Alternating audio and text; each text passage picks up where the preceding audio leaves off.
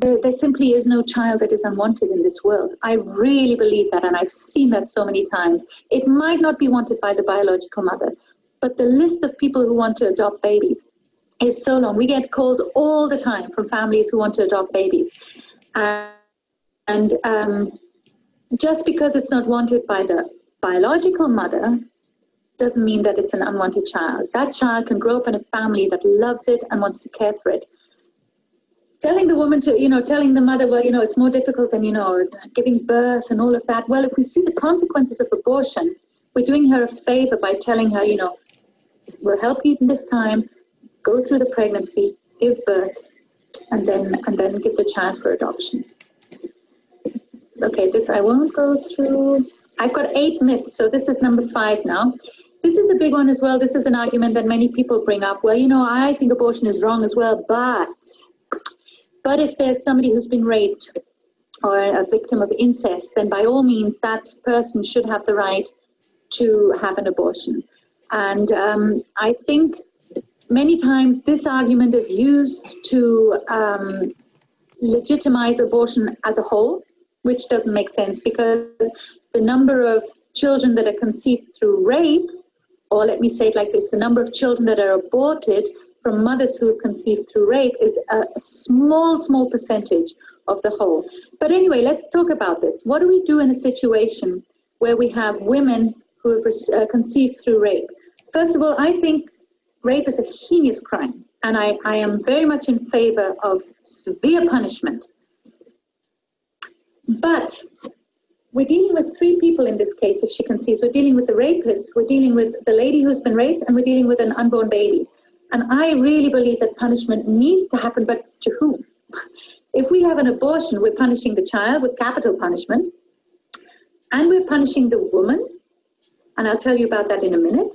And the guy, well, most of the times, honestly, in India, we've had a lot of girls here that have, come here, they've conceived through rape.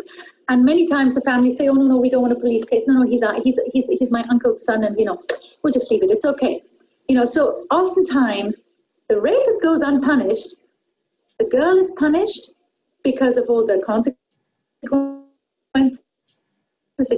again, that a normal abortion can have, but all the more psychological problems a woman have if the pregnancy has brought a lot of emotional stress anyway. In this case, of course, it would have.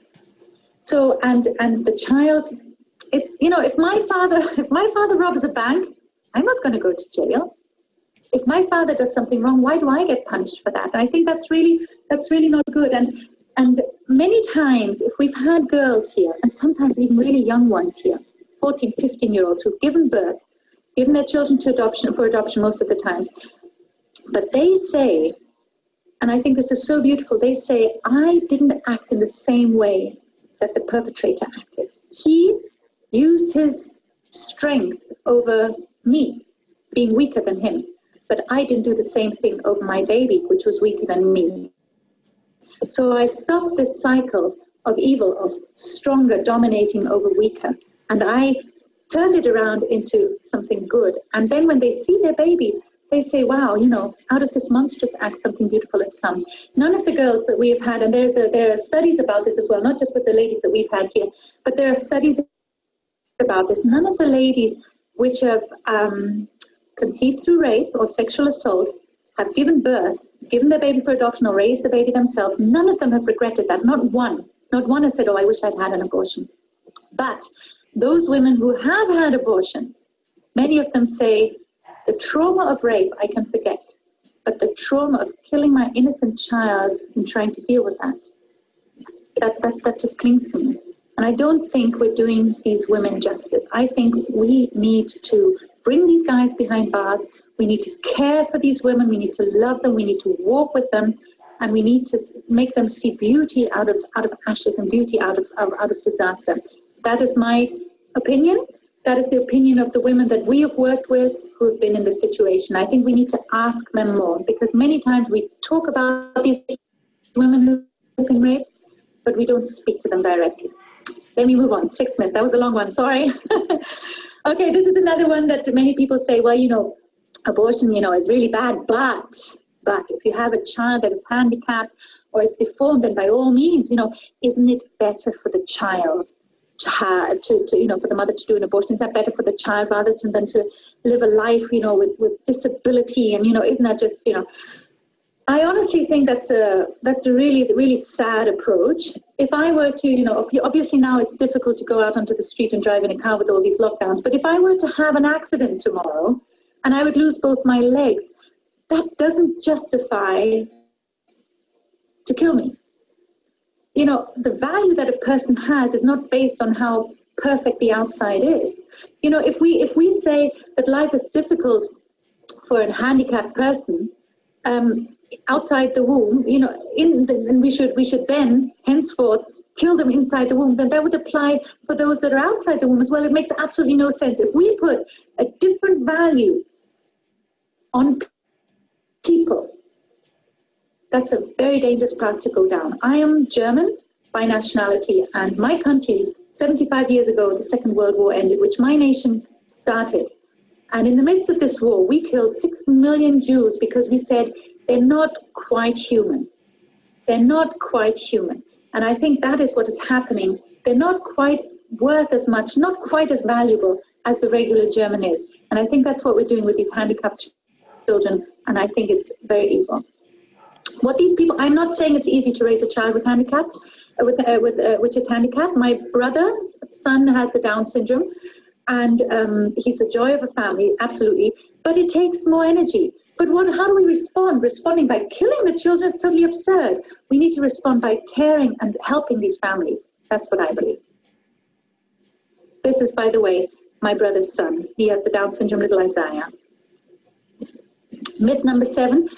This is one that is very often quoted in India. We have too many people in the world, and abortion helps solve the problems of overpopulation. And I believe that is definitely one strategy that people like Bill Gates obviously use. Bill Gates has openly declared that he wishes to bring down the world population to 500 million. And one way to do this is to promote abortion big time. And that's what the Bill and Melinda Gates Foundation is doing. That's what the World Health Organization is doing. That's what the UN is doing. So that's an argument which is brought many times, and it raises the quality of life. Hey, if I have 5 children, I'm not going to give them, I can't give them an education which is quite as good if I only had 2, because education is expensive. And I might not be able to buy a nice car that I want to have because cars are expensive, but children are expensive. I might not be able to go on holiday. And I think, I honestly think there is no such thing as overpopulation. I don't think that we have a lack of resources. I think we have a maldistribution of resources. And this is something I could talk for a long time. But just to tell you this, the food, for instance, the food that is wasted in the developed countries could feed the developing countries 3-fold. So with the food that is wasted in the Western world, I could give you 3 plates here, and after the first one, you would say, look, I'm full. I can't even. No, there's more. No, there's more. This is just the food that has been thrown into the trash and not being used. So there is enough in this world. There are enough resources. There is maldistribution. There's corruption. And other things that play into that. But the world is not overpopulated. The world is not too small for the people that we have. Plus, even if my quality of life would be better if I had an abortion now, I wouldn't want to build my quality of life on the shedding of innocent blood. Last myth, and then I am done.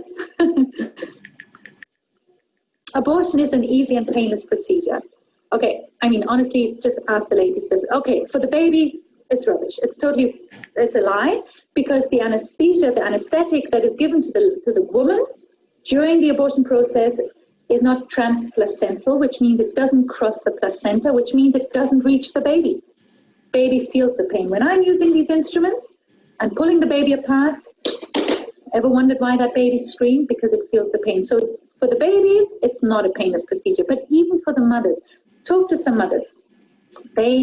For some, of course, I'm not saying it's for everyone, but for many women, it's physically a painful procedure and emotionally a very, very painful procedure as well.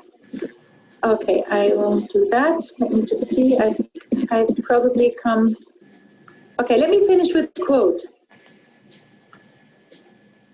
A nation's great measured by how it treats its weakest members.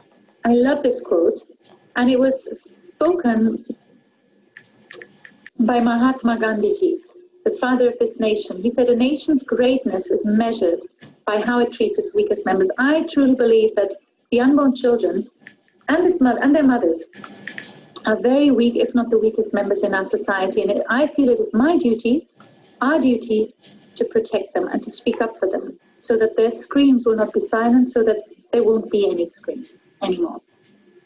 Okay, I am done.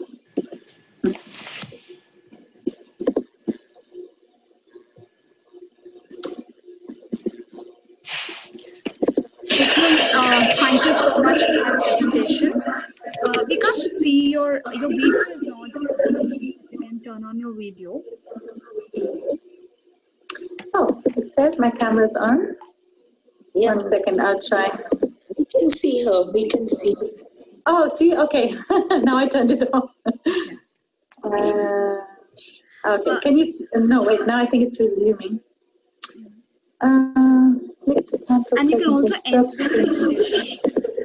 Yes. Sorry about that. I'm still learning. That's all right. I think we also. We're all learning, huh?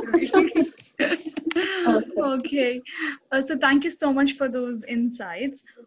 We would like to open this time for question and answer questions, if any of you have any questions. So one of the questions that I've received is that I'm married for 9 years and we do not have children. We have tried IUF. I don't know what that means. IUI? IVF? No. IVF?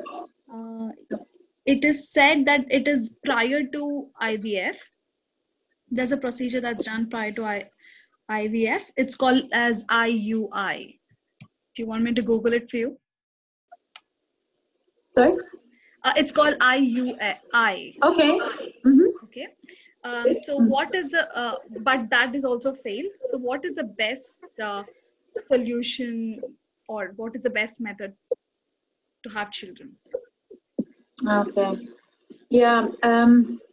It's a really sad scenario. There are actually, I think in India, I don't know, can you see me or not? Sorry. I can't see you. Can you see me? You can't see me? We can see her. Oh, you're okay, fine. Okay. That's a problem. It's very sad. I find it's very sad. In India, there are about 23 million couples that are wanting to conceive and not able to. So this is a scenario which many couples are going through, and some are resorting to this IUI and to the IVF. And very often there is no positive result as well. How do you get pregnant? I mean, what is a good way to? I think a very good solution is to go for adoption, and I can only promote that again and again, because some people are scared of adoption, and I can understand that. Will I be able to love that child? And I can only tell you, I have seen so many adoptive parents handing over children to adoptive parents and seeing them grow up with their parents, and it is so easy to fall in love with these little children, with these babies. And I'm a very, very strong defender of adoption. If that doesn't work, I personally would not resort to IVF, because again, with the IVF, for instance, you have there would be a lot of, as they call it, waste embryos, which at the end of the day are little babies, very young. And they would be, their lives would be lost in the midst of this, because obviously they would only implant 2 or 3 maybe, and then even if all 3 of them start growing, they would remove one again, you know. So I would, if you're a Christian, or whatever faith you have, you know, trust God to give you the children. If not, adoption is a beautiful, beautiful process where a family receives a child and a child receives a family. That would be my suggestion. Absolutely. So, yeah, do you want to stress a little more on adoption, on maybe why people are not open for it, and how India Honestly, the adoption laws are terrible in India. I mean, we as a family, we've tried adopting many times, and it's just not possible for us to do that. Obviously, in our case, my husband is from Tamil Nadu. I'm from Germany. So that's a different situation again. So let's put that aside. But the adoption laws, there are two laws that pertain to the adoption. One is where you would just register with the national adoption agency called CARA, and then it can take 2-3 years for you to even receive a child. You know, sometimes even longer, and sometimes you don't get it at all. Somebody's put you put the CARA link in there. And then there is another law, which is a super wonderful law, which we have used a couple of times. It's called the HARM Act, the Hindu Adoption Maintenance Act. It's a very old act from 1850 something. And they came up with this act because there's this Hindu father, he's dying, and there's no one, he has no children, there's no one to light that fire on his cremation. So how is he going to, go on into nirvana? So I don't know, sorry, probably the wrong words here, but how is he going to, reach that stage that he wants to reach after life without his son lighting his cremation fire? So they put this law in state where a Hindu mother can give a child directly to Hindu parents. It's a very super simple procedure. It's absolutely legal. And we've done that a couple of times, seeing children, directly, very quickly within, the first week of their life coming into the arms of their adoptive parents. But other than that, especially for Christians and Muslims, it's very, very difficult to adopt, which I'm very, very sad about. And also handing over a child for adoption is very, very difficult as well.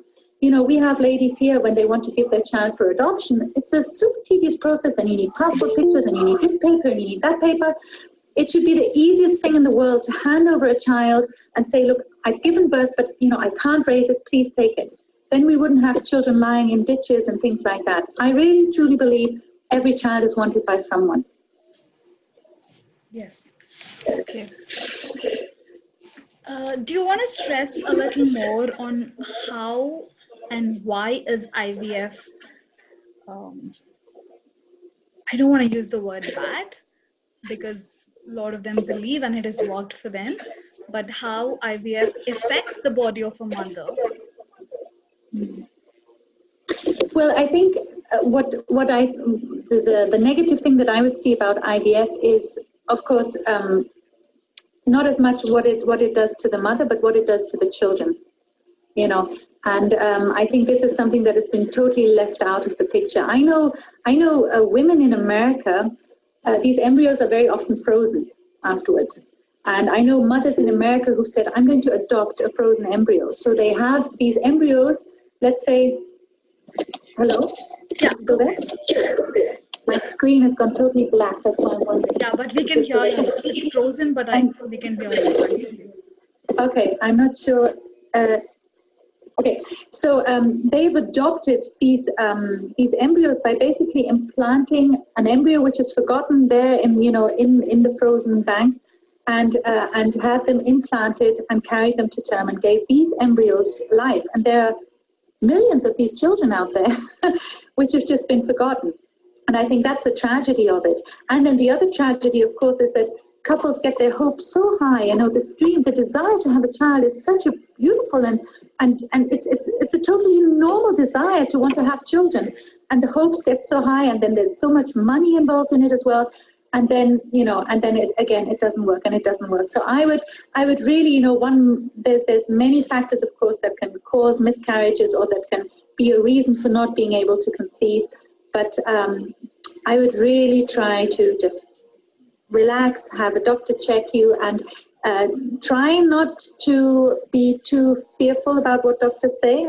I find that many times in India, I've seen that many times the doctors are quite putting too much fear and worry into the parents. And I am a strong opposer of that. Yeah. And the other common factor that we notice these days is, 6 months, 7 months into the pregnancy, doctors tell us that the baby is genetically disordered, or the baby's nose is not growing in the right alignment, or there is some dysfunction with the baby, and you will have to abort the baby. I've had a lot of friends personally as well. So what do you suggest to such scenarios? Sorry, that was 6-7 months into pregnancy. Did I understand that correctly? Yes. So after 6-7 months into the pregnancy. Well, They've That's run. absolutely illegal. I would love to know the names of these people and get them behind bars. So Because they were like, the baby is, the baby has some disorder, and you can either choose to abort the baby. I mean, that is the reason why the abortion laws have now been extended to 24 weeks, because of fetal anomalies. Because apparently, some congenital diseases, heart problems, can only be detected after 20 weeks. So they can be detected between 20 and 22 weeks, and then the mother gets another 2 weeks to decide, and then she can have an abortion up to 24 weeks. But you know what? Honestly, the side effects for the mother, the psychological side effects of the mother, the trauma that she can go through, is exactly the same if she's aborted a disabled child. I know women who have had carried babies with anencephaly, which is a state where the child is not growing a brain. So this child, after delivery, will maybe live for a couple of seconds, maybe a couple of minutes, probably not much longer than that. In utero, of course, it can survive because the mother's providing everything for it. And these women, they said, it is not my right to take life. So they have decided to keep their child, and they say, and then they give birth, and then within the first half an hour, that child, they hold that baby in their arms. They're able to say hello, they're able to say goodbye, they're able to tell the child they love it, and it totally changes the process of mourning afterwards. How can you mourn if you were involved in killing the child? It's so much easier to mourn if you've held that baby in your hands, if you've seen the beauty of the child. And these women, they've all said, I didn't regret that. Yes, the pain of delivery and, pregnancy is not always easy. But I gave life to my child. If God wants to take it, let God take that life. But, it was so important for them to go through this process of holding the child and saying goodbye. So I personally think there is no reason at all for any disability, let alone some nose that's not straight. By all means, my nose isn't straight, but I really don't think that gives us the right to kill a child. I mean, then we would have to go around and find people that are not perfect and start killing them. That would only be the consequence of them, the rational consequence. Okay. While we are at, losing a baby after half an hour or 1 day of birth, I have a faith-based question over here. Somebody is asking, what happens to the soul or life of the child when we lose them in a day's span? Can I answer this, since it's a faith-based question? Can I answer it from the Bible? Yes, please. Because that would be my faith. Okay, so I remember the story of Cain and Abel. And God says, innocent blood is shouting out to me. And I believe that the shedding of innocent blood is something which is very, very against God's heart. I believe strongly that children are innocent. I believe that our children, we've personally lost 2 children to miscarriages as well, and I am so certain that I will be seeing them again if I make it to heaven. But I know that many times this verse is quoted from David, who says, I was conceived in sin. And they think that babies are sinners.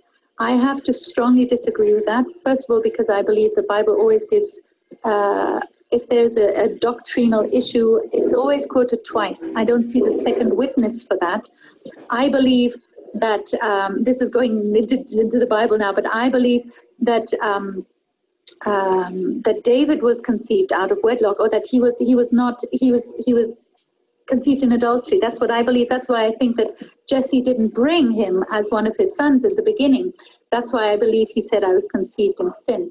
I believe that children up until the age where they can make choices, by all means, they're not always nice, but I don't believe that they are held accountable for their sins. I believe parents are held accountable for the children's sin up to a certain age. So I am strongly and absolutely convinced that children and babies and unborns, they are going to be, oh man, there's going to be so much playing and crawling and laughter in heaven with those little guys. Mm-hmm. Mm-hmm. Okay. Johanna, so when we say that aborting a baby or, um, mm, yeah, aborting the baby either after just before days into conception or afterwards, whatever, isn't it equal to capital punishment? Why, as a country, Uh, why are we, for capital punishment and against abortion? okay, let me see if I understood that question correctly. You asked whether abortion is equal to capital punishment, or did you ask whether capital... Can you rephrase that question? I'm Yes, sorry, I didn't get that. yes. Whether when we are against abortion, there are Okay, some should of we our... also be against capital punishment? Yes. Okay, I honestly, um, totally two pairs of shoes, absolutely and utterly. I mean, killing an innocent child, I think, is different than killing a rapist or a murderer. I think that's two totally different things. Whether you are okay with capital punishment or not, that's I'm not going to go down that road now. But personally, I don't even see how we can compare that, because one is killing an innocent child, an innocent baby, and one is killing, somebody who's raped the child and killed the child. I am definitely more okay with the second than with the first. Having said that, just recently these Nabaya cases and these guys were hanged, and I was so saddened that day. I was hearing, how the parents were rejoicing of her that they'd finally been hanged. Sure, justice has been done, but on the other hand, everyone's lost out. Everyone is lost in this situation. Nabaya has lost, her parents have lost, these guys have lost, sorry, their families have lost out. And it's just, this, how evil, just if something evil is done, there's just always, everybody is losing out in this. It's just so sad. But comparing capital punishment and abortion, I think it doesn't work. It's comparing apples and pears. It doesn't really work. Okay. Okay, so what do you suggest are the safety controlling measures that any of us can take before conception? Okay, so we're talking contraceptives now. Yes.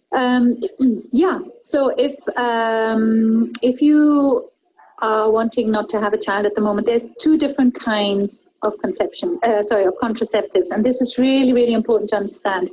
There are so-called barrier contraceptives. A barrier contraceptive will always stop the sperm and the ovum coming together. It'll prevent conception, and that would be morally fine. That would be a condom, or that would be a diaphragm, something like that. On the other hand, you have contraceptives, anything hormonally based, or the copper T, those kind of things, which change the endometrium, which is the lining in the uterus, or it's supposed to stop ovulation. Those very often you still conceive. Very often with these hormonal things, you still conceive, but then because these hormones also change the uterine lining and make it really thin, on that 7th day when that baby wants to nestle into the womb, it can't, because the lining is too thin, because the hormones or the copper has changed the lining, and then the baby is flushed out and you have a very early abortion. These are called abortive fashions. And even those hormonal products which say, well, no ovulation will take place, high majority of times you have so-called breakthrough ovulations where you do conceive. And then, as I said, again, the hormones have changed the lining, it's too thin, and the baby can't nestle into that. So I would stay away from anything with hormones. I would stay away from these copper T. I would, if you want to use condoms, that would be something, any barrier contraceptive, or of course you can take natural methods. If you're relatively regular with your cycle, there's very easy to know which days, you can conceive and which days you can't. There's other methods such as, temperature measuring and those kind of things. There's a high chance that might not work out and you might get a little unexpected blessing. Okay. But that generally would be a good way to go. Stay away from hormones and the copper T, and either go with, abstinence on certain days or with condoms. Okay. So I think with the 21st century and with technology, most of my generation is in tune to oral contraceptives. So what do you have to say for it? Yeah, I mean, that's what I said. The oral contraceptives, they're all hormonally based. You know, you have injections, you have, so they, first of all, they mess, I would never mess with hormones, honestly, you know. They can bring about breast cancer as well, and weight gain and mood fluctuations. And, you know, there's so much you change in your body. You know, it's just not worth it. If you don't like condoms, then I would generally say, you know, then just abstain on certain days. If you're totally irregular with your period, that's a different thing. But if there's any regularity to it, then that would be the best thing to go with. But anything hormonal, again, the pill and those kind of things, that usually they're supposed to prevent ovulation, so that, you know, the sperm will come, but they won't find an ovum. Okay. But as I said, these breakthrough ovulations where nonetheless an ovum is matures and is released into the fallopian tube, it just happens so many times, and then you're losing babies. You don't know it. You might just have a stronger period and you think, oh man, this one was strong, but actually you've had an abortion, you know, a very early miscarriage. Not miscarriage, abortion. Okay. Okay. The other question that we have is, what all the measures a woman should take if she is becoming pregnant in her late age? Okay, so I just had my last baby last September, and I'm 43. So Wow. that probably beats, yes. So that probably beats whoever was asking that question. By the way, I still can't. My screen is absolutely black. So, but it's still working, right? You guys are still there. Your Okay, screen is frozen, but we can hear you. Okay. What measurement? See, again, honestly, I know that, you know, you have these high-risk pregnancies in India. You know, if you're below 18, you're a high risk. If you're above, I don't know what it is in India. Is it 30 or 35? I don't know. You're high risk. And there's so many high risks everywhere, and there's so much fear everywhere. You know, I honestly, I have to say, I just enjoyed my pregnancies. I took as much rest, but I also did exercises. I ate well. You know, I don't see any reason to be fearful for a later pregnancy. How old is the person that we're talking about? Can I have an age?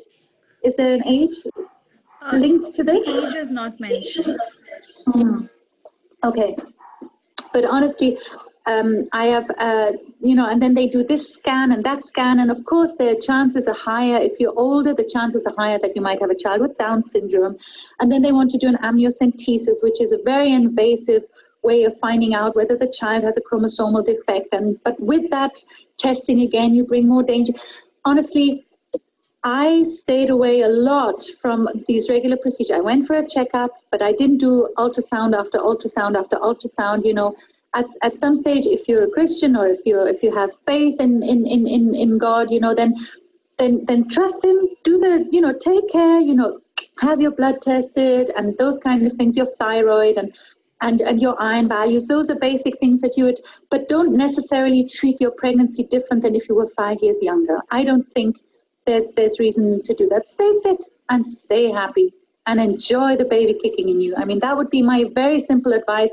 If there are specific issues that this woman is facing, then, you know, I'm happy to talk to her as well. We also have doctors on our team here. But otherwise, there's no reason to be fearful at all. We were designed, our bodies were designed to give birth. That's what, you know, a car is designed to drive, but I'm not saying that's all we have to do. You know, I enjoy doing a lot of other things, but I don't need to be fearful of doing that, what my body was designed for. Okay, so there is a follow-up question to it. I don't know, but it looks like you mentioned that there are more chances of having breast cancer and other problems at late age. There is a higher chance of contracting breast cancer if you have your first child at a later age, probably something about 35 or something like that. Again, if I'd have an age, that would be great to eliminate that fear or not. But let me put it like this. The best way to try and stay away as much as possible from breast cancer is to feed your baby, breastfeed your baby. Don't just do it the 6 months. You know, I breastfeed my babies for 2-3 years. If you agree with that or not, that's up to you. But that's a great thing to reduce the risk of breast cancer. So when you have your baby, that would be a good thing to do. Otherwise, again, abortion is a huge risk factor for contracting breast cancer.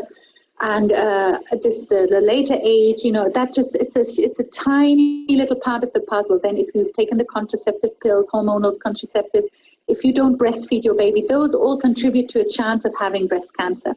But that's nothing I would worry about now. That's nothing I would worry about. Breastfeed your baby, enjoy it. It's great way of bonding with your baby. And otherwise, there's nothing I think to be fearful about. Of course, you can go for the checkups, and cancer checkups, but nothing to be fearful about. Just be aware of it. Okay. Just in case, if there is an unwanted baby, either because we as a couple were not prepared, or it came as a shock for us, or I don't know what could be the situations, but if we have an unwanted baby, what are the options that one can have?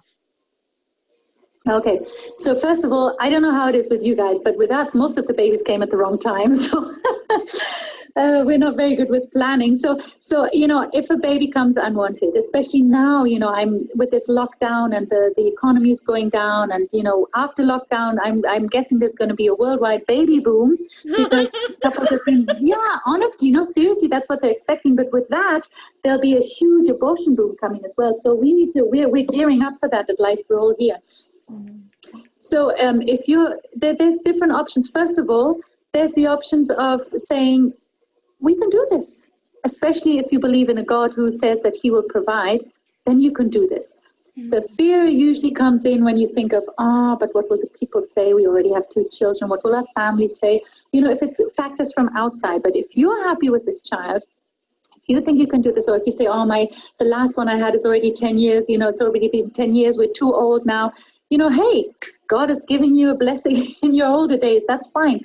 So either, of course, you can just, be okay with the situation, grow to be okay with that, and fall in love with this child. The other option, of course, is to give your child for adoption. And if there's anybody who needs help with that, we would be more than happy to help those kind of people, because, as I said, it is a rather tedious process. But I think those are the only 2 options that we have. Either we raise the baby in our family, or the baby is raised in another family. I don't think that murdering a child is an option for an unexpected surprise. Okay. While we use contraceptives, even if it is condom or diaphragm or any other kind, safe contraceptives, isn't it like nubbing a child from being conceived? Isn't that considerable wrong? Yeah, that's a very good ethical question, and this is something I can't give you a quick answer for that. Again, I would like to answer it from my Christian worldview. It's funny that couples always ask God when they want to get married, is this the right partner? And they ask him which job they should take, and for everything they include God. But then when it comes to children, no one asks God. They take that choice. Don't you find it's like that? It's like 2 children, or it's 1 child, or it's somehow God is out of that decision, which I think is rather funny. Maybe that is true. Maybe we are stopping blessings that God has wanted to give us. We are not receiving them. I think the number of children you have reflects a little bit the faith that you have in God's provision as well. If you believe that God can provide, honestly, we weren't planning for this little one I gave birth to in September. It's been 5 years since we've had the other one. I think if God can provide for 4 of us, he can provide for 5. 4 of my children, he can provide for 5 of them. And I think it comes down to a faith question as well. How much do you think God can care for you?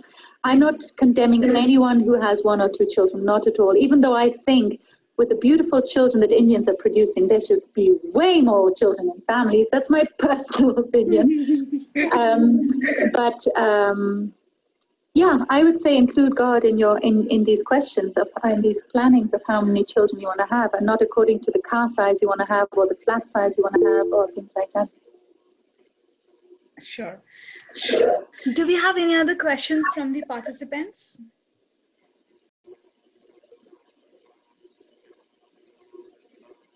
think we are good. Would you like to end with Life for All organization? What do you do? No, There was somebody who wanted to say something? Yeah, Sam here. Christoph, before we get into that, I just want to add something about your last question. Even when we got married, me and my wife, we did not plan the baby. The baby just happened, and then immediately we took evasive steps to ensure that we are ready by the time the baby is there. I mean, you have 9 months to plan your entire next 5 years. So I've seen God providing like amazingly well. So honestly speaking, yeah, there is no unplanned babies. It's not planned. Good. Yeah, that's good. Yeah, so I'll keep it really short. So 10 years ago, Simon, my husband, and I, we founded Life for All simply because we felt that there was no organization really helping and talking about these unborn babies, of which millions are being killed. Millions. I mean, every 2 seconds. That's a crazy number. I don't know how many babies were killed during this time of our talk now. And we wanted to join an existing organization, and there was simply none. So we jumped in and founded Life for All. And what we do, there's 2 main pillars of our work, really. One is to do awareness seminars during which we speak about fetal development abortion, but we also speak about pornography and human trafficking and abstinence, integrity, those kind of things. We speak to all different kinds of people, mainly colleges, schools, and those kind of. And we've been, I think about 20 states in India now. But there's more to reach. So that's one main thing that we do. Another thing that we do is that we realize, telling ladies, it's not good for you nor for your baby to have an abortion, but then where do they go? Many times they just really can't go anywhere. So we have a life center here, which is a place, a home, where these women come and where we care for them free of charge. They stay with us. We take them for medical checkups, and we're there with them during delivery, and we help them if they want to give their baby for adoption, and we help them afterwards as well if they want to, let's say, if they want to go back into society and feel that they have nothing to offer. We train them, skill training things. And for those who want to keep their babies, we love those stories as well, where mothers say, look, I feel empowered and courageous enough to keep the baby. And then we help them. We've had girls doing correspondence courses in college. A little tribal girl, who from a village, and nobody thought that she would be contributing anything to society if she were to give birth to a child. And, it was even a girl, and who wants a girl, and those kind of things. So this is what we do in our Life Center. We've had about 60 ladies coming through so far. Adding to that, we've been involved with Alliance Defending Freedom, different court cases, fighting for unborn life at the highest level, at Supreme Court and High Court levels, different things like that. We gather all different kinds of like-minded pro-life organizations once a year. We're really happy to see that they're springing up everywhere now. Not everywhere, but there's more and more coming, which is nice. And that's really, that's the short summary of what we do. Wow. Thank you so much. I've added their website. I'm sorry, I had a question. Yeah, sure, go ahead. Sorry. I just wanted to ask that those children who are given for adoption, do they have like some psychological problem, like low self-esteem or something like that? Because when they're in their mother's womb, it said they feel what the mother feels, right? So if she doesn't want the baby, do they experience that after birth? I think that's a really, really interesting topic generally. There's something called there's a profession called intrauterine psychiatrist, which I think is really fascinating. Yes, babies know what happens with them, and that's that I think shouldn't be a reason not to give children or not to adopt children. I'm reminded of a story of a gentleman who had a really difficult life, really, really difficult life. This was in the West, to be fair. And he said he was going to psychiatrist, and the psychiatrist was saying, I have absolutely no idea how you can be as normal as you are with the life and the traumatic life that you have lived through this. And he was so curious because he said, it can't be. You should be one broken man before me. And what is it that makes you so normal? And he did some research, and he found out that before he was given into, I think, foster care or something, he had been with a Christian family as a newborn baby, and had been loved and prayed over probably by this family. And I think that's something that gives us great hope here. Just 2 weeks ago, we gave 2 babies to the adoption agency because of the lockdown. We'd had them for 7 weeks. I had personally nursed them, obviously, because I'm still nursing our baby. You grow very attached to them, and you pray over them, and you love them, and you pour out your heart to them. And I believe that can fundamentally change the course of life of these children. So yes, there can be issues, but honestly, there can also be issues with your own biological children. But definitely the starting point that these young ones have is definitely not as good as the one that would be expected and loved right from the beginning. That doesn't make them less worthy. It doesn't make them less valuable. It just means that we need to love them more, and we need to take care of them more.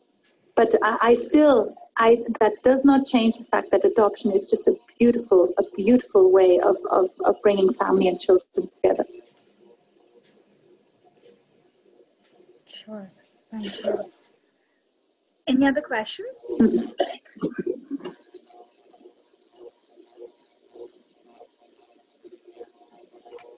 I think we are good.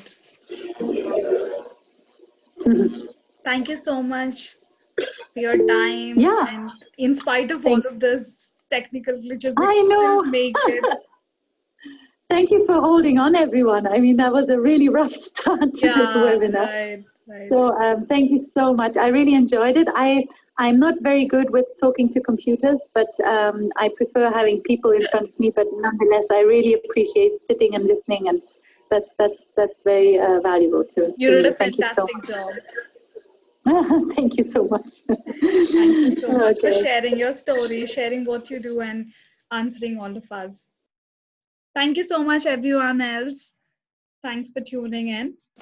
We will see if we can update this online and see how it goes. So thank you so much.